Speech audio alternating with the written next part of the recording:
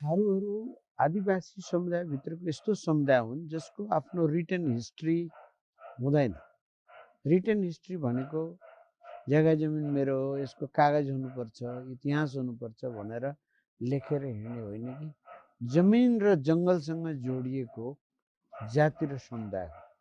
प्रकृतिको अत्यन्त नजिक भएर बसेको जाति हो कि हाम्रो जङ्गल जुन तराईको जङ्गल थियो नि त्यसको रक्षक नै थारू जातिलाई म मान्दछु। र जुन बेला थारू जाति पछि अरू मान्छेहरूको प्रवेश भयो त्यहाँ तराईमा, त्यो चाहे उत्तरबाट होस् चाहे दक्षिणबाट होस्, त्यो सबैले त्यो जङ्गल सिध्याउनुपर्छ। जुन माया र प्रेम आज पनि थारू समुदायलाई, किनभने जीवनयापनको तीनटा कुरो त्यहाँ थियो, जङ्गल, जमिन र पानी भनेको नदी। यो तीनटैको सुरक्षा ती समुदायले गर्दै आएको थियो। अब शाहकालमै वास्तवमा शाहकालैदेखि के भएको हो भने समथर भूमि खोज्दै जाने, कहाँ कल्टिभेसन, त्यो बेलामा पनि सबै कुरो भनेको अरू कुनै साधन त थिएन नि, जग्गाको उत्पादन, त्यसमा कर उठाउने र खाने। त्यो जग्गा भनेको कोसँग थियो भने थारूसँग थियो, अरूसँग त थिएन।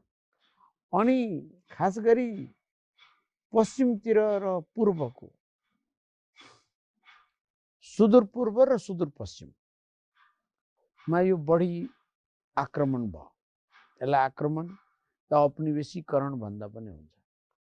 जुन चलाक चतुर प्राणीहरू आएर बसे त्यहाँ, चाहिँ राणा होस्, शाहहरू होस्, ठकुरीहरू, त्यस पछिल्लो कालमा बाहुन क्षेत्रीहरू जुन आए, तिनीहरूको मौलिक कुरो के थियो भने त्यो बसेका मान्छेलाई रिप्लेस कसरी गर्ने भन्छ।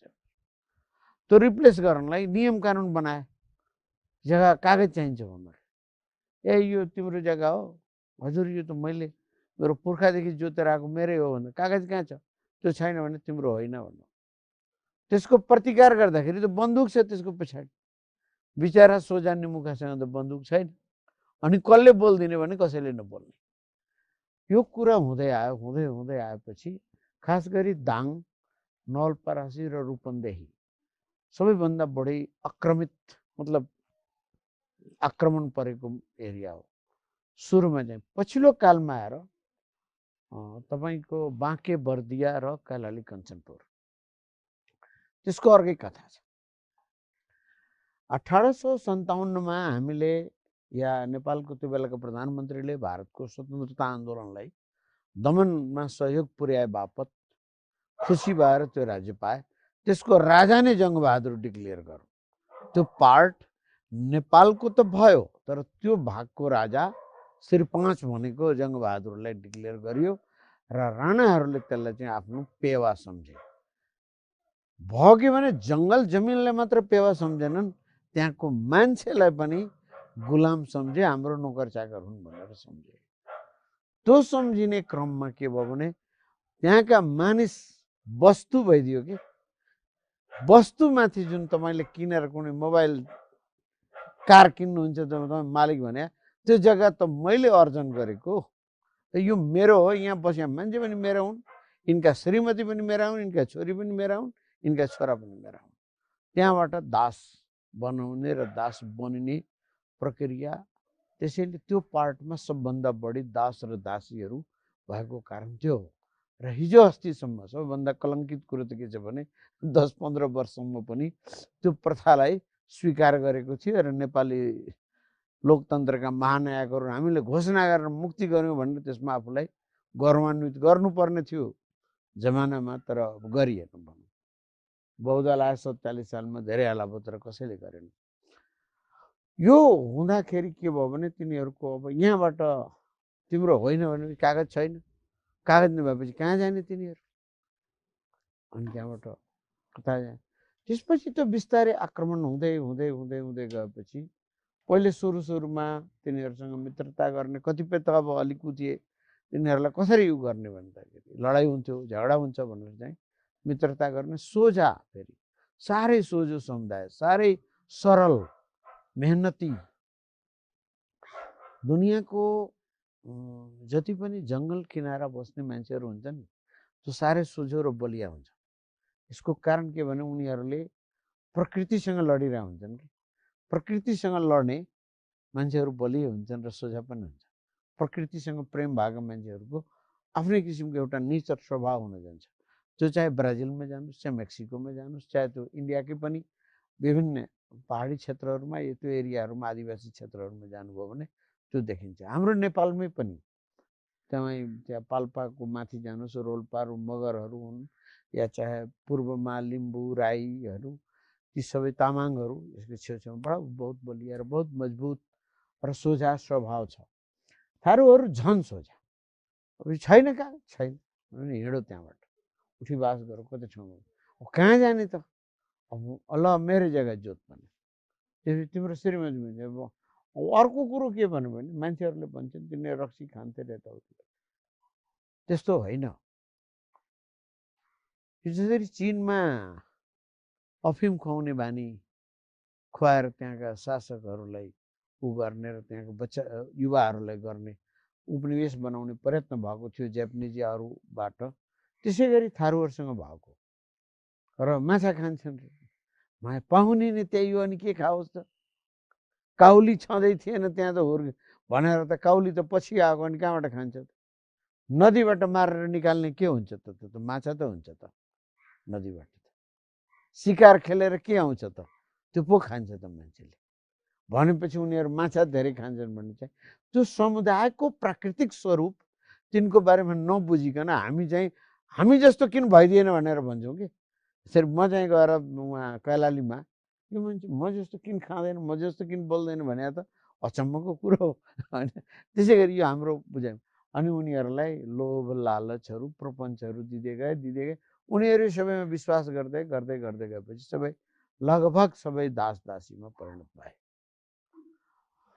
अब यो मैले पहिले भने त्यो 4वटा जिल्लालाई आफ्नो मान्ने, त्यसपछि त्यसको जग्गा वितरण परम्पराहरूमा त्यो चल्दै आएको थियो। पछिल्लो जब भूमि सुधार लाग्यो, केही थारूहरू धनी पनि थिए त्यसमा, तिनीहरूको जग्गा पनि बाँडेर लगेर बाँडियो। अनि खास गरी 2017-18 सालपछि राजा महेन्द्रले पुनर्वास योजना ल्याए। त्यो पुनर्वास योजनाको अफिसहरू खोलियो सबै जिल्लाहरूमा, पश्चिममा पूर्वमा पनि खोलियो।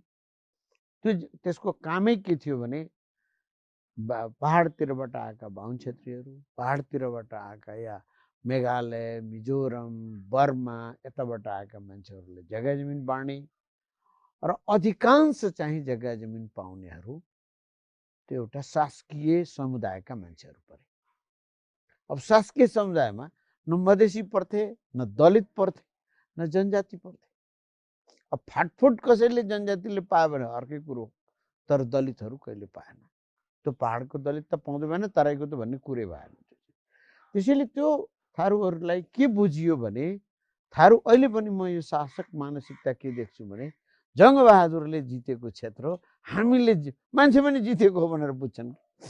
तिनले जब अनि त्यसको प्रयोग कसरी भयो भने 7 साल पछि आएर केही थारूहरू नेपाली काङ्ग्रेसको स्वतन्त्रता आन्दोलनमा राणा विरोधी आन्दोलनमा पनि लागे, तिनीहरू सहयोग पनि गरे।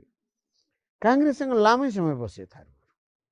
तर पछि के भयो भने काङ्ग्रेसले पनि केही नगर्ने भएपछि अनि पछिल्लो त्यो बेलामा एउटा के भने पञ्चायत व्यवस्था आएपछि फेरि त्यही कुरो सुरु भयो।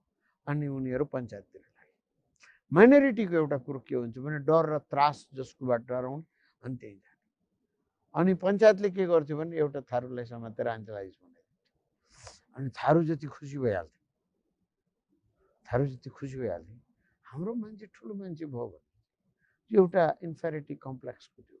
त्यो त कोअप्ट गरे हो, अरू केही पनि होइन, त्यो कोअप्ट गरे। अनि त्यो बेलामा पञ्चायत कालभरि काङ्ग्रेस कम्युनिस्ट नभएका पनि होइनन्, भए, तर मेजोरिटी मुस्लिम र थारूहरू के भयो भने डर र त्रासले, एक त गुलाम थिए, 10,000 रुपियाँमा जीवनभरि त्यहाँ गुलामी गरेर थिए। गुलामले कसरी हिम्मत गरोस्? गुलामलाई युनाइट गर्ने कसैले प्रयत्न गर्दिएन। त्यो पनि हो। फेरि तिनी गुलामहरूलाई लड्न सिकाइदिए भए, तिनीहरूलाई त्यो गरेको भए त्यो बेलामा हुन्थ्यो, विद्रोह नै गर्थे तिनीहरू, तर सकेनन्।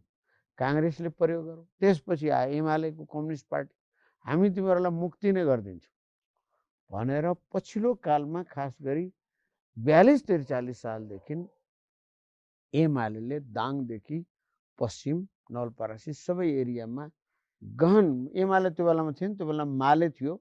माले भन्ने पार्टीले सङ्गठन विस्तार गर्यो, थारूहरूको मुक्तिको कुरा गर्ने।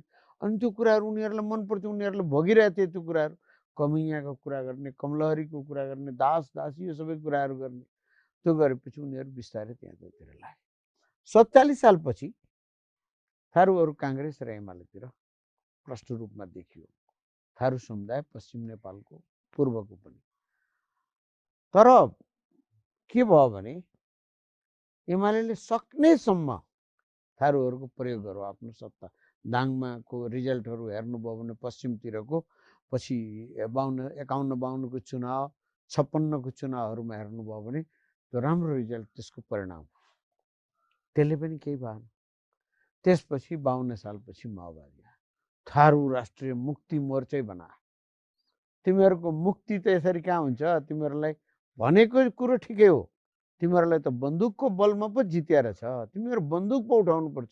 यसमा कुनै शङ्का छैन कि राइट डायग्नोसिस हो, यो ठिकै इलाज गरेको, यो रोगको पत्ता लगायो कि रोग यही हो भन्छ। त्यो ल्याबोरेटरी टेस्टमा त्यही आयो, एकदम ठिक्क थियो। तर भयो के भने त्यो रिपोर्टलाई माओवादीहरूले आफ्नै पक्षमा प्रयोग गरे। सबैभन्दा बढी थारूहरूमाथि दमन यो जनयुद्धकालमा भयो। झन्डै 1300 थारू मारिए। आजको दिनमा मलाई बताएअनुसार झन्डै 300-350 थारू अहिले पनि मतलब बेपत्तामा पर्दछन् र हजारौंको सङ्ख्यामा बलात्कृत भएका छन् त्यो बेलामा। म 2005मा पुग्दाखेरि मैले केही थारूहरूलाई भेट्न खोज्दाखेरि एकजना राति कर्फ्यू थियो, तर उनले मलाई के खबर पठाइदियो भने म राति कुनै बेला मिलाएर आउँछु। उनी म बसेको एउटा मित्र थिए सरकारी कर्मचारी, उनको घरमा 1:30 बजे राति आएको थिए। र जब मैले कुरा गर्न थालेँ उनले दुईटा कुरो मलाई भनेको अहिले पनि याद छ। पढे लेखेका थारू या त मारिए सर, या त दुवैतिरका सेनामा छन् अलिअलि, अरू कहाँ गए थाहा छैन। तपाईँले पढाइ लेखा थारू फेला पार्नु, यो किन भएको भनेर सोधेँ कि मैले। भन्दाखेरि उनी कानपुरबाट पढेका थिए, एमकम गरेका थिए तिनी।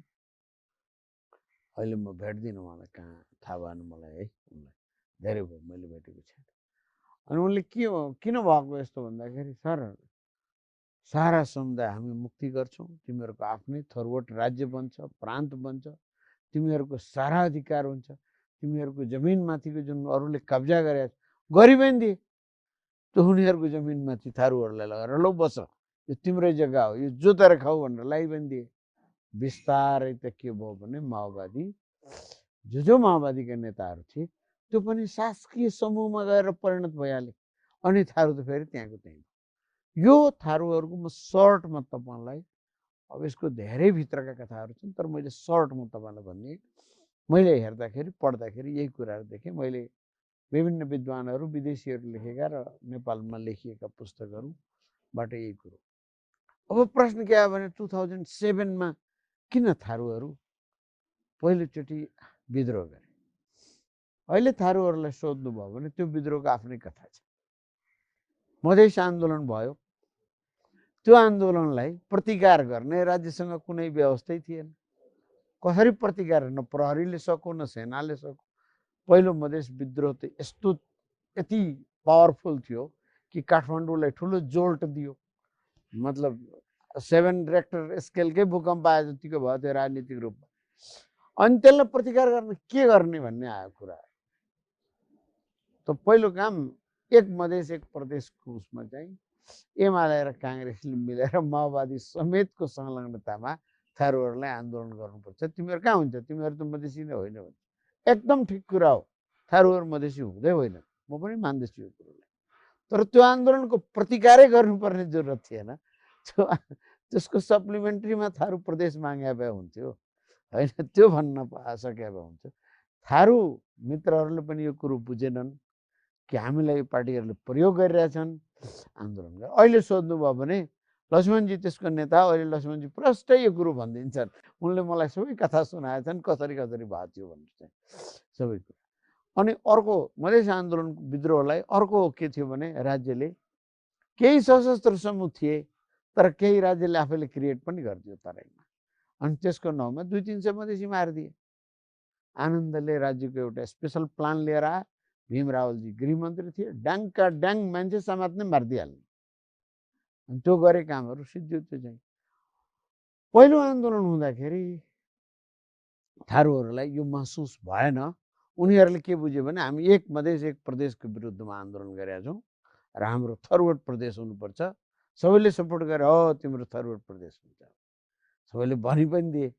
जब यथार्थमा कुरो संविधान बन्ने अन्तिम बेला आयो त अब त के ल्यायो भने के अरे के नाम दिएको थियो, अखण्ड सुदूरपश्चिमको नारा लिएर आए। अखण्ड सुदूरपश्चिमको नारा लिएर आएपछि थारूहरूले बल्ल थाहा पाए, ओहो यो त हामीलाई उल्लु बनाएको रहेछ, यो त यिनीहरूको आफ्नै स्वार्थ रहेछ, यो त हाम्रो प्रदेशको कुरो, हाम्रो अधिकारको कुरो, हाम्रो जङ्गल जमिन सारा कुरोसँग हामीलाई त विमुख गर्ने कुरो भयो। हामीलाई फेरि त्यही डिभाइड गर्ने र उ गर्ने भएपछि थारूहरूले 2012मा वास्तवमा त्यो उनीहरूको स्वतः स्फूर्त आफ्नो अधिकारको लागि सङ्गठित रूपमा भएको पहिलो आन्दोलन मैले 2012 अङ्ग्रेजी तारिखमा भन्दैछु है, मार्च महिना, मार्च अप्रिलकै हो। चैत वैशाखमा सुरु भएको त्यो आन्दोलन जसमा 3 जना थारूहरूको राज्यले हत्या गरिदियो। थारू म्युजियममा आगो लगाइदिए। प्रहरी प्रशासन पुरै आगो लाउनेहरू लुट्नेहरूलाई सहयोग गरौँ। त्यो जुन थारूहरूको भयो नि, त्यसपछि थारूहरूलाई एउटा महसुस के भयो भने हामीले ऊ बनाउनु पर्छ, के अरे भने हाम्रो आफ्नो पार्टी बन्नुपर्छ, हाम्रो राजनीतिक सङ्गठन आफ्नै सङ्गठन हुनुपर्छ। त्यो गरेपछि फेरि थारूहरूको 2-3टा पार्टी बनाइहाल्यो। डिभिजन भयो। कोही काङ्ग्रेसमा बस्यो, कोही एमालेमा बस्यो, कोही धेरै जसो माओवादीमा बस्यो। माओवादीबाट आएर सारा परिवर्तन हुन्छ भनेर भयो, केही पनि भएन। त्यसपछि थारूहरू विजय गच्छेदारमा ठुलो आशा देखे। तपाईँहरूले ख्याल गर्नुभयो 2013को चुनावमा विजय गच्छेदारजी आफू मात्र जित्नुभयो र 2टा सिट उहाँले कैलालीबाट जित्नुभएको थियो। एउटा थारू नेताको नेतृत्वमा एउटा राजनीतिक दल छ जसको अध्यक्षै थारू छ भनेर ठुलो विश्वास गरेर उहाँको पछाडि पनि लागेको हुन् थारूहरू। कहाँ सुनसरीको मान्छे, काङ्ग्रेससँग जोडिएको मान्छेलाई उनीहरूले ठुलो विश्वास गरे। तर त्यसको परिणाम के भयो भने उहाँले पनि त्यसको गर्नु। त्यसैको परिणाम थियो 2072 सालमा थारूहरूको विद्रोह थियो। जुन घटना घटेको छ टिकापुरमा, प्रहरी मारिएको कुरोलाई यति अतिरञ्जित ढङ्गले मारिएको कुरो त हो त, तर त्योभन्दा अगाडि, त्योभन्दा पहिले अखण्डको नाउँमा प्रहरी प्रशासन र त्यहाँका अरू अन्य समुदायहरूले उनीहरूमाथि गरेका घोर अपमानहरू, उनीहरूमाथि वर्षौँदेखि भइआएको दमनहरू, उनीहरू आफ्नै घरमा बेघर भएकाहरूको कथा कसले सुन्दैन? विद्रोह हुँदा त कहाँ हेर्छ मान्छेले? 46 सालको आन्दोलनमा आफ्नै आँखाले देखेको छु। टेकुमा 4 जना प्रहरी मारेको, यही काङ्ग्रेस एमालेका मान्छेले कुटी कुटी प्रहरी बिहानै मारिदिए। 2 जनालाई, एउटा हवलदार र एउटा अर्को प्रहरीलाई कालीमाटीमा, त्यो कालीमाटीमा एउटा छ नि त्यो सालिक बिचमा, त्यहाँ यसरी हात बाँधेर म त्यहाँ भन्न गयो त मलाई नै त्यहाँ कुटेर मारिदिन्थे है। मेरो आँखाको अगाडिमै कुटेर मारिदिए मान्छेले प्रहरीलाई। अब त्यो पार्टीहरूले अरूलाई नैतिकता आजकल दिन्छन्, तर मैले त्यो टिकापुरको लागि विद्रोह भन्छु। त्यहाँ भएको हत्याको त म घोर भर्त्सना गर्छु, त्यो हुनु हुँदैन थियो। तर प्रश्न के आउँछ भने त्यसले एउटा अर्को प्रश्न जन्मा।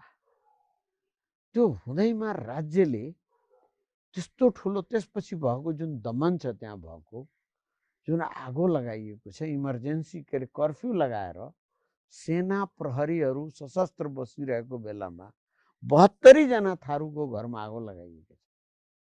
राति राति थारू त्यो के अरे भलमन्साहरूको घरमा उनको बुहारीलाई, छोरीलाई, छोरालाई बन्दुक तेर्स्याएर तँलाई अहिले बलात्कार गर्छौँ यस्तो गर्छौँ भनेर जुन किसिमको अपमानहरू थारूहरूसँग भएको छ त्यसको हिसाब त कुनै दिन थारूहरूले लिन्छन् भनेर मलाई लाग्छ है।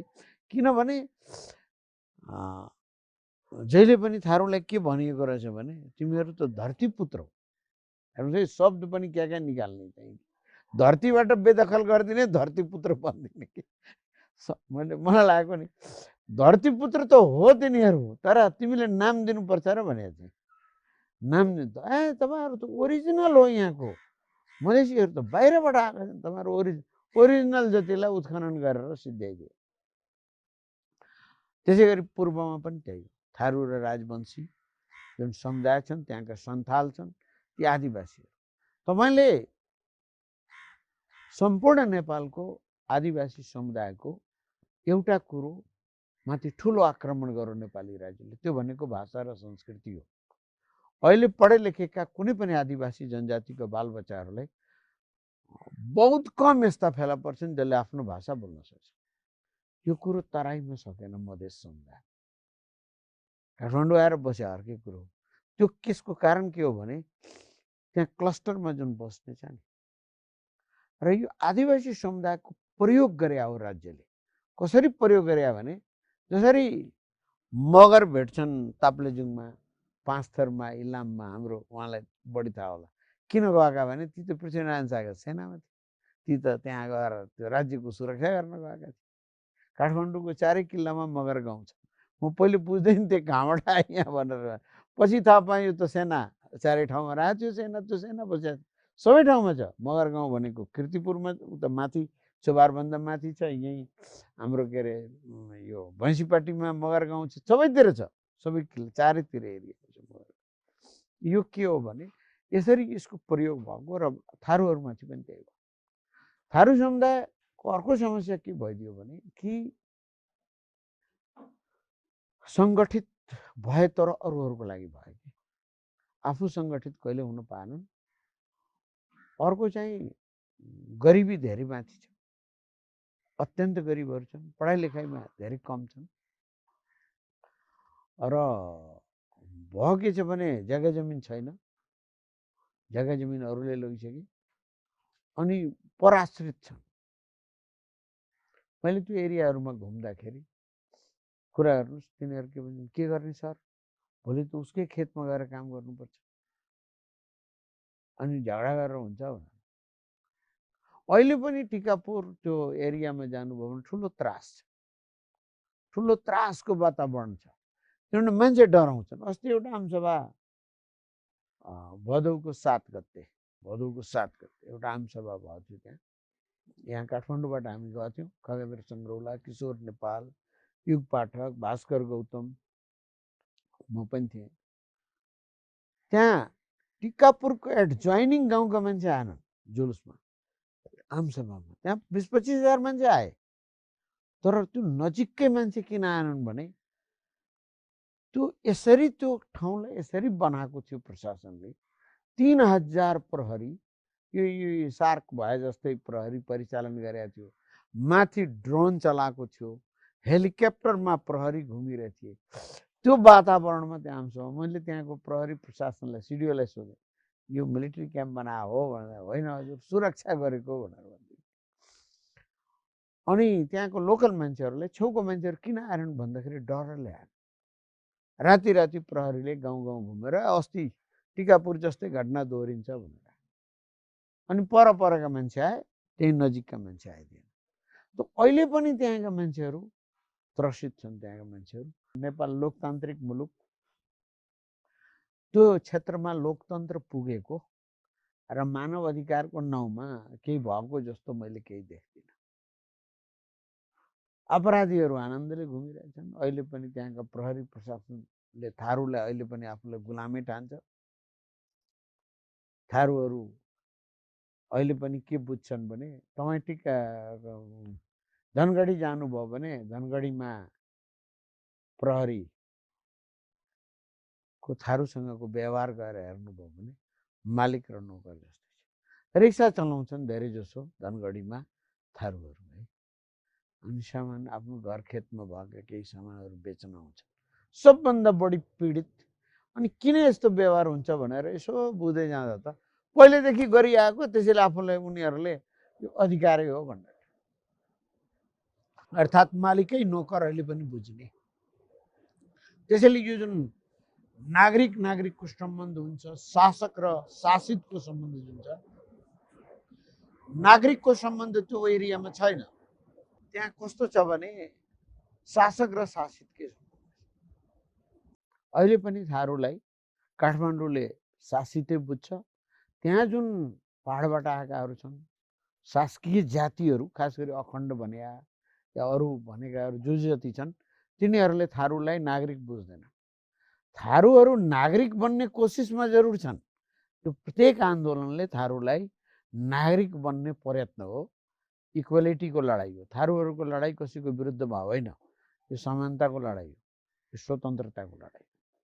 यसलाई जसले जे बुझे भने पनि मैले के बुझेको छु भने आफ्नो जमिनमा, आफ्नो घरमा, आफ्नो ठाउँमा आफ्नो कुरोको लागि लड्या। ऊ कसैबाट कसैले सञ्चालित गरिदिए त्यो केही पनि होइन। थारूहरू उनीहरूले आज सैकडौँ हजारौँ वर्षदेखि जुन पीडाहरू भोग्दै आए, खास गरी आधुनिक नेपालको 200-300 वर्षमा पृथ्वीनारायण शाहका वंशजहरू, त्यसपछि राणाहरू, त्यसपछिका अरू शासकहरू, 7 साल पछिका शाह हुन्, चाहे काङ्ग्रेस होस्, एमाले होस्, चाहे माओवादी होस्, कसैले पनि थारूहरूप्रति नागरिक व्यवहार गरेन। 2 जना मन्त्री बनाइदिए, 1 जनालाई केही बनाइदिएन, त्यो भनेको नागरिक व्यवहार होइन। त्यो चाहिँ हुँदै होइन। माओवादीहरूले अत्याचार के गरिदिए भने उनीहरूलाई यस्तो यस्तो सपना देखाइदिए जसले गर्दा उनीहरूको ठुलो हत्या भयो। त्यसपछि त्यो सपनामा उनीहरू चाहिँ कतिजना त अहिले पनि घुमिरहेछन् त्यो सपना, आज पनि घुम्छन् तिनीहरू। किनभने हाम्रो थरवट राज्य बन्छ भने, थरवट थरुवान राज्य बनाउने हाम्रो, अनि एउटालाई मुख्यमन्त्री पनि बनाइदिएको थियो, त्यो रामचन्द्र चौधरी भन्ने थियो। र सबभन्दा पछिल्लो धोका उनीहरूलाई त्यही भयो। त्यसैले यो नागरिक सम्बन्ध स्टेट डेमोक्रेटिक भएपछि नागरिक नागरिकको बराबर सम्बन्ध हुन्छ, राज्यसँग इक्वालिटी सेयर हुन्छ। तर थारूहरूसँग त्यो छैन। थारूसँग कोही यहाँ काठमाडौँमा डराउँदैन पनि, किनभने त्यो विद्रोह अहिले त्यो सीमामा पुगिसकेको छ। भयो जुन किसिमको दमन टिकापुरमा भयो, मधेसमा मान्छे मारेकै हो, तर त्यसरी प्रहरीले गएर घर घरमा अहिले पनि मधेसमा गर्न सक्दैन। त्यो गर्यो भने यति ठुलो विद्रोह हुन्छ कि कसैले सपनामा नचितायो। मधेससँग पनि व्यवहारमा खासै फरक होइन, तर त्यो लेभल फरक छ। किनभने त्यसरी गएर जमिन लुटेकै हुन्, जमिन त लिएकै हुन्, तर अब अहिले चाहिँ लिन सक्दैन। अहिले चाहिँ वीरगञ्ज, विराटनगर, जनकपुरमा जानुभयो भने प्रहरीले त्यस्तो व्यवहार गर्यो भने तुरन्त प्रतिकार गरिदिन्छ, तुरन्त प्रतिकार गरिदिन्छ। त्यो चेतनाको लेभल चाहिँ त्यहाँ माथि छ, त्यतातिर अलिक कम छ। त्यसैले के बुझाउनु भने चेतना कम भएपछि त शासन गर्ने हो त। शासक शासित बन्ने थिए, चेतनशील नागरिक सबै डेभलप भइसकेपछि त बन्नै दिनु हुँदैन नि। पहिला स्कुल कलेज राणा कालमा खोलेको कारण त्यही त हो। त्यसको कारण के छ भने त्यहाँ भएका थारूहरू राजनीतिक रूपमा सशक्त छैन, फोर्सको रूपमा त्यहाँ पनि छैन। र भारतको आदिवासी समुदायभित्र थारू भने साह्रै नगन्ने छ, त्यो हो कुरो के। यहाँ त एउटा सङ्ख्या छ, 5-6% पपुलेसन छ, त्यो त लार्जर पपुलेसन हो। त्यही लेभलको पपुलेसन त्यहाँ पनि भइदिएन। अर्को कुरो के छ भने एउटा अर्को महत्त्वपूर्ण भाग के हो भने यो बर्दिया, बाँके, कैलाली, कञ्चनपुरका थारूहरू दाङ्ग बजाउँछन्। यहाँबाट भागेर इन्डिया गएका हो नि त मान्छे। जब भागेर जाने नै इन्डिया हो नि त, कहाँ जाने? उनीहरूलाई खान बस्नु भएन नि, उतातिर गए, बसे।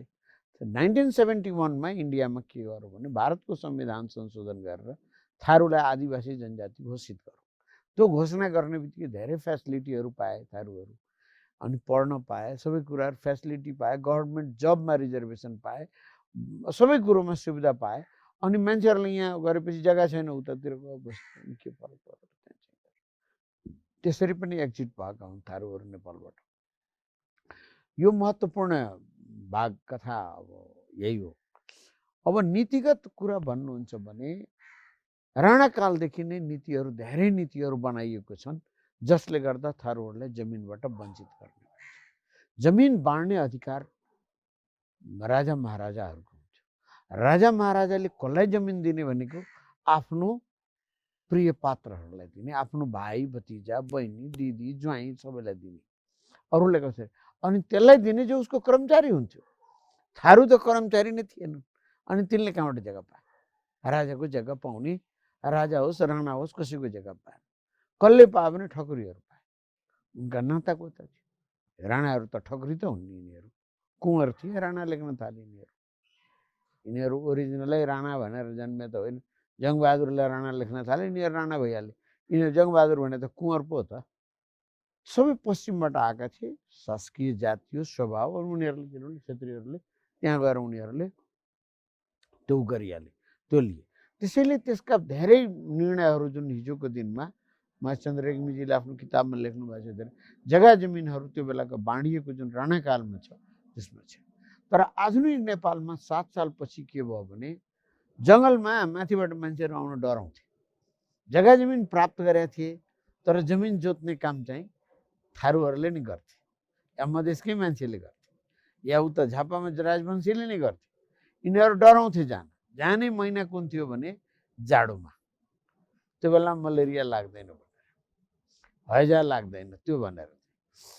अनि अब यो मलेरिया र हैजा त नेपाललाई त ठुलो डिटरेन्स बना, तराई र उसको बिचमा जङ्गलको बिचमा है। अब त्यो रोग सालमा आउँथ्यो, धेरै मान्छे मर्थे, थारू मर्थे, थारूहरू मर्दैन थिए किन उनीहरूसँग त्यो रेसिस्टेन्स, मैले भने नि अघि नेचुरल क्यापेसिटी त्यो थियो, धेरै कम मर्थे। तर यतातिर मधेसमा मर्थे मान्छेहरू, त्यो फेरि यता रेसिस्टेन्स त्यस्तो थिएन, इम्युनिटी त्यस्तो थिएन, थारू मर्दैन थियो। त्यो हैजाले पनि केही नगरेर मलेरिया अहिले त गरिदिन्छ, तर त्यो बेलामा हुँदैन थियो। अनि यसलाई इरेडिकेट गर्नु पर्यो भनेर पहिलो युएसएआइडीको अमेरिकी सरकारको पहिलो सहयोग भनेको मलेरिया र हैजा इरेडिकेसन। हैजा त अब सरसफाइसँग जोडिएको विषय थियो होइन, तर मलेरिया इरेडिकेसनको लागि मलेरियाको अफिसहरू बनाइयो, धेरै जिल्ला जिल्लामा अफिस बन्यो, घर घरमा गएर डिटिसी भन्ने, अहिले त त्यसलाई पोइजनस भनेको छ, त्यो छर्नु हुँदैन भनेर चाहिँ। अनि मलेरियाको त्यो लामखुट्टे यताउति भगाउने, अनि त्यो ट्याब्लेट खुवाउन थाल्यो, घर घर प्लान गरेर पुरै गाउँ गाउँमा त्यो एउटा बोर्ड लेख्थ्यो, झोला बोकेर मान्छे मलेरियाका इन्सपेक्टरहरू घुम्थे, र अमेरिकनहरूले सारा मान्छेहरूलाई ट्रेनिङ दिएर मलेरिया इरेडिकेसन हुने बित्तिकै तराई त्यो गोल्डन भइगयो। अनि त्यो बेलामा पनि नेपालमा कुनै उद्योग थिएन, जग्गै जमिन हो फेरि त्यसपछि पनि। अनि मान्छेहरू पहाडबाट वार वार मान्छेहरू आउन थाले। अनि अरू नेपाली भाषीहरू जुन इन्डियामा थिए, कहीँ कहीँ बर्मामा थिए, मेघालय, मणिपुर, आसाम, सबैले ल्याएर बसाइदिए। दुईटै कारणले बसे।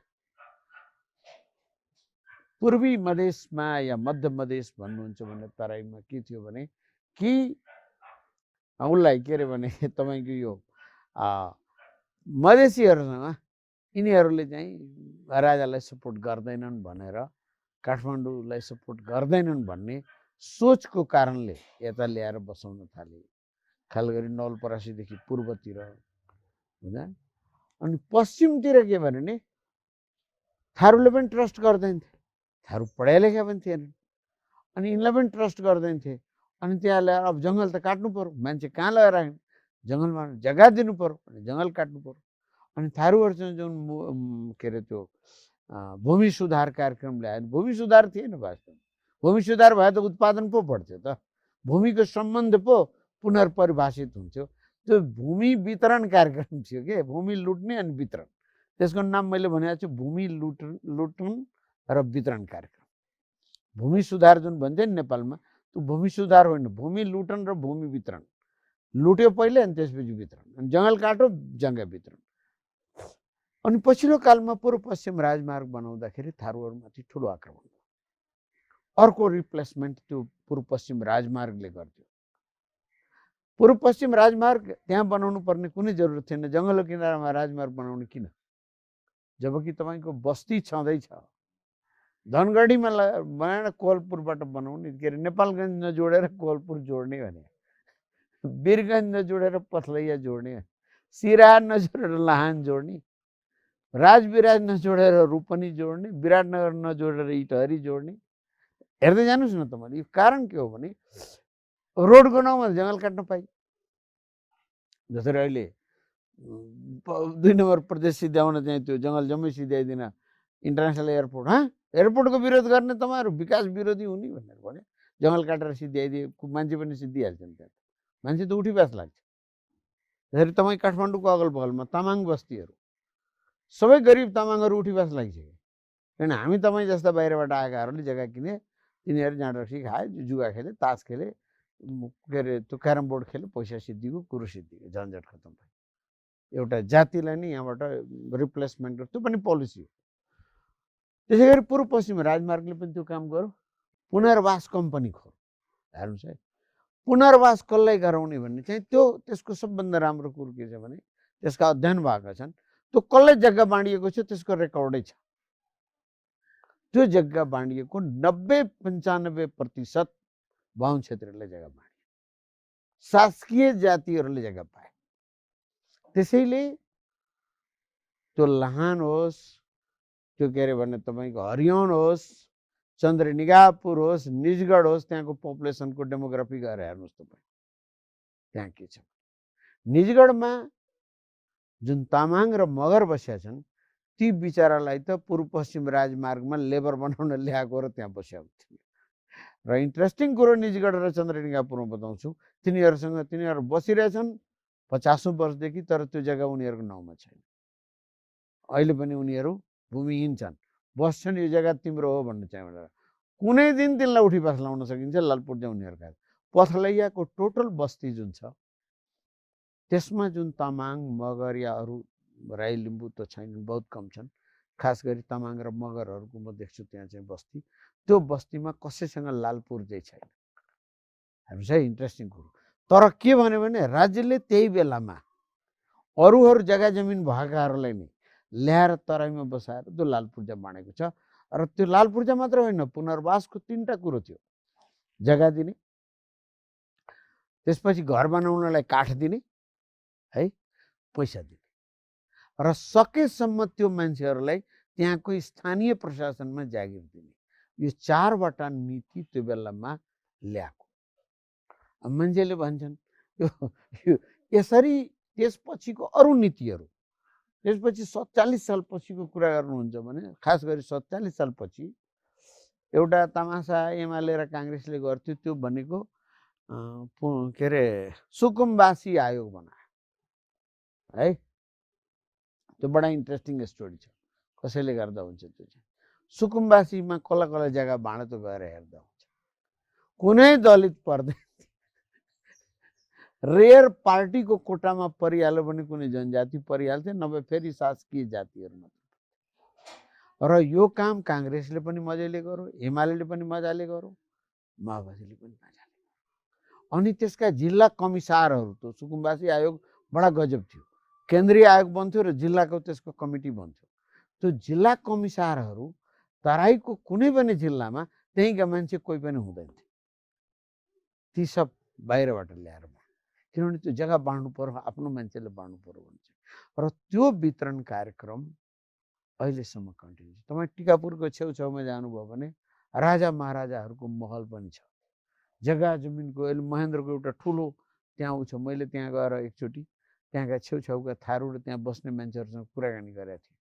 यहाँ के गर्थे राजाहरू आउँदाखेरि भने शिकार खेल्थे, अनि थारू केटीहरू डान्स गराउँथे, नृत्य हुन्थ्यो। अनि यो चाहिँ के हो भने त्यो यस्तो काम राजाले गुलामहरूसँग गर्ने जुन व्यवहार हुन्छ नि, यो हिजोका राजा वीरेन्द्र र मान्छेले भन्छन् वीरेन्द्र महेन्द्र सबैले, ज्ञानेन्द्रसम्मले पछिल्लो कालमा 2000 के अरे भने 60-61 सालमा जब फेरि सत्तामा आयो, त्यो फेरि गर्यो त्यो काम गरेर त्यहाँ चाहिँ। अर्थात् अहिलेसम्मको नेपाल देशले थारूहरूलाई हेरेको के छ भने सब्जेक्ट, वस्तु जग्गा हो, मेरो हो, अनि यसको कसरी हिम्मत हुन्छ भने। त्यसैले रेशम जेलमा छ अहिले पनि 58 कुनै प्रमाण छैन, तर जेल प्रमाण भएको मान्छे, वारेन्ट भएको मान्छे पार्लियामेन्टमा घुम्छ। प्रमाण छैन रेशम चौधरीको विरुद्धमा कुनै, मैले पुरै मिसिल पढाएको छु, कहीँ केही कसैले भन्दैन। एउटा मान्छेलाई जबरजस्ती क्रिएट गरेर त्यो पनि विथड्र गरौँ पछि चाहिँ कुनै प्रमाण छैन तर जेलमा छन् अहिले पनि 13 जना आज पनि जेलमा छन् माननीय रेशम चौधरी सहित जेलमा छन् त्यसैले राज्यले नीति बनाएर पनि शोषण गरौँ नीति नबन्दै जुन बेला नीति नै थिएन त्यो बेलामा शासकीय जुन स्ट्रक्चर थियो त्यसको बेलामा गरौँ र खास गरी मैले अहिले पनि काठमाडौँमा के देखेको छु भने त्यो 4वटा जिल्ला कैलाली कञ्चनपुर बाँके बर्दियालाई यो त मेरो पुर्खाले अर्जिया भन्छ नि अर्न गरेको मैले घर किने जस्तो मैले किने पो हो त फेरि इन्ट्रेस्टिङ कुरो के हो भने जसको शहादतबाट त्यो जग्गा प्राप्त भएको त्यो भने मगर र तामाङ थिए लड्न जाने त्यो जङ्गबहादुरको सेनामा लड्नेहरू फेरि मगर र तामाङ मात्र थिए त्यहाँ चाहिँ लडेर लखनऊमा जुन लुट भन्छौँ हामी त्यो चाहिँ फेरि यिनले लड्या होइनन् तर प्रत्येक युद्ध प्रत्येक आन्दोलनको जुन प्रतिफल भएको छ नि नेपालमा त्यो चाहिँ शासकीय जातिले मात्र प्राप्त गरेको छ अरूले कसैले पनि 1-2 टुक्रा हामी जस्ता राजदूत भए मात्र हो त्यो चाहिँ कहिलेकाहीँ झरिहाल्यो भने मात्र अरू कसैले होइन